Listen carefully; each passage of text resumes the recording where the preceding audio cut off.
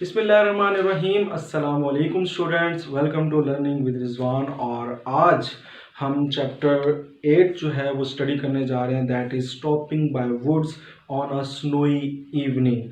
तो Robert Frost ने ये लिखी है और अच्छी नज़म है। स्टडी करते हैं और इसका एंड में हम देखते हैं कि शायर कहना क्या चाह रहा है। ठीक है, स्टार्ट करते हैं रीडिंग। पहले बंद को पढ़ रहा हूँ। Whose woods these are? I think I know. ये जंगल किसका है? Whose woods? ये जंगल किसका है? These are I think I know. शायद मैं जानता हूँ, मुझे लगता है मैं जानता हूँ। His house is in the village though. अगरचे विलेज उसका गाँव, his house उसका घर, अगरचे उसका घर इसी गाँव में है। He will not see me stopping here. वो उधर मुझे देखने नहीं आएगा, वो मुझे यहाँ पर मिलने नहीं आएगा। टू वॉच हिज वुड्स, और ना ही देखेगा अपने जंगल को। फिल अप विद स्नो, जो भरा हुआ है बर्फ से, ना वो घने भरे हुए जंगल को, बर्फ से भरे हुए जंगल को देखने आएगा। दूसरा बंद पढ़ते हैं। My little horse must think it cure. मेरा जो घोड़ा है वो जरूर सोचेगा इसको, अजीब पाएगा इसको। To stop without a farm house near, कि मैं यहाँ रुकूं फार्म हाउस के बगैर। विदाउट फार्म हाउस, एक फार्म हाउस के बगैर, करीब।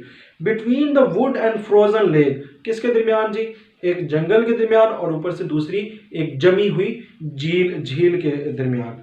The darkest evening of the year, और सबसे जो खौफनाक और ख़तरनाक जो है जो शाम है, सर्दियों की शाम में लंबी होती हैं तो इसलिए थोड़े से वो खतरे की अलामत होती है। तो darkest evening of the year, पूरे साल की सबसे जो है तारीक रात जो है ये।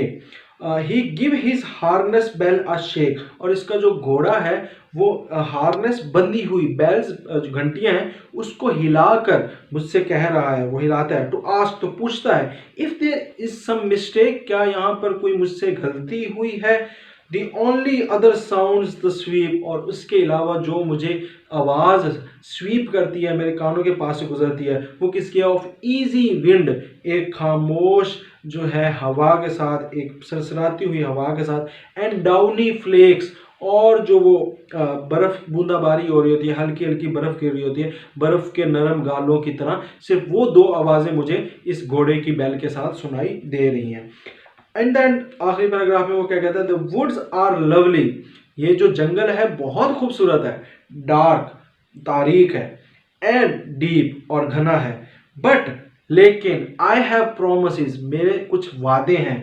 टू कीप, जो मैंने निभाने हैं। And miles to go before I sleep, और सोने से पहले मैंने बहुत सफ़र तय करना है। And miles to go before I sleep, और सोने से पहले मैंने बहुत सारा सफ़र तय करना है। तो इस नज़म में शायर बेसिकली ये बताना चाह रहा है कि दुनिया की जो चीज़ें हैं वो हमें अपनी तरफ अट्रैक्ट करती हैं, और हम उस लवाजमात के अंदर, उन ख्वाहिशात के अंदर लग के अपने मकसद को भूलने लगते हैं। फिर बहुत सारी चीज़ें होती हैं, जिस तरह घोड़ा है वो बता रहा है, और जो घना जंगल है ये बता रहा है कि यहाँ पर रहना मुश्किल है, तो यहाँ पे आप सरवाइव कैसे करोगे।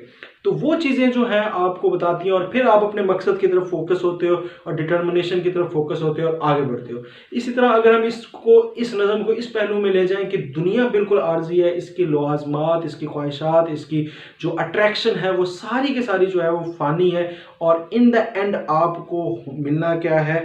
वही मिलना है जो आपका मकसद है। ठीक है, जो इसके बाद वाली आने वाली दुनिया है, वो फोकस हमारा होना चाहिए। और हमें इसमें जो है घबराना, और इसके अंदर जो है मिलना, और इसके अंदर जो है अपने आप को इंडल्ज करना ज़रूरी नहीं है। हमें अपने सोने से पहले, यानी कि मौत से पहले, हमें जो है जो अपना असली सफ़र है, जो हमें अपने असली अज़म है, वो पूरा कर लेना चाहिए। और सबसे अहम बात कि रियलिटी और इमेजिनेशन को हमें डिफ्रेंशिएट करना पड़ेगा, अलग करना पड़ेगा। जो तख़य्युलात हैं उनके अंदर खोना नहीं पड़ेगा, हकीकत के साथ होके, हकीकत के साथ ही अपना अज़म लेके अपने मिशन की तरफ जो है हमें बढ़ना पड़ेगा। तो ये इसका समरी है और इसकी कंक्लूजन है। इसकी समरी मज़ीद जो है हम अगली वीडियो के अंदर इंग्लिश में डिस्कस करेंगे, तो वो भी ज़रूर देखिएगा। और हमारे चैनल को सब्सक्राइब करें, दूसरे दोस्तों के साथ शेयर करें। ये तमाम लेक्चर्स हैं 9th क्लास के, आई होप आपको बहुत पसंद आए होंगे। और थैंक यू, अल्लाह हाफिज़। चैनल सब्सक्राइब लाजमी करिएगा।